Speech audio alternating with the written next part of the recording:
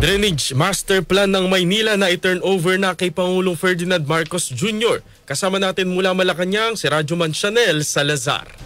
Ipinasa na ni Manila Mayor Isko Moreno Domagoso kay Pangulong Ferdinand Marcos Jr. ang Drainage Master Plan ng lungsod upang makatulong sa pagtugon sa matagal ng problema ng pagbaha sa Maynila. Ayon kay Domagoso, sinimula ng plano noong 2021 at natapos bago siya muling bumalik sa City Hall ngayong 2025. Laman ng master plan ang siyentipiko at teknikal na gabay para solusyonan ang pagbaha sa lungsod. Sinare namin kay Presidente yung Drainage Master Plan ng City of Manila.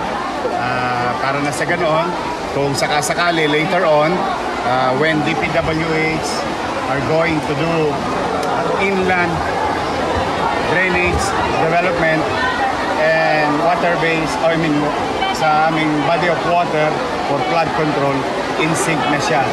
Kasi that is taking the cue from the President's message the other day. Sabi ni Domagoso, ang pag-turnover na ito ay alinsunod sa utos ng Pangulo na ibalik ang acceptance rule sa LGU kung saan hindi na basta-bastang maidideklarang tapos ang isang proyekto hanggat walang pirma ng pagtanggap sa lokal na pamahalaan. Target nitong gawing unang quality checker ang mga mayor, gobernador at maging barangay captain laban sa mga palpak na kalsada, aspalto at flood control structures. Kasama mo sa DZXL RMN Manila, Radyoman Chanel Salazar, Tatak RMN.